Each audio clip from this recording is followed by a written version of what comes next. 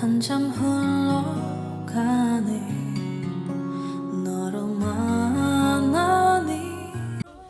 Trending ngayon online ang bidyong pasilip Christmas party ng cast ng CBML kung saan nakuha sa kamerang lambingan ng Don Bell na parang mag-asawa daw ang dalawa. Panoorin natin. 우리 함께 영원한 모든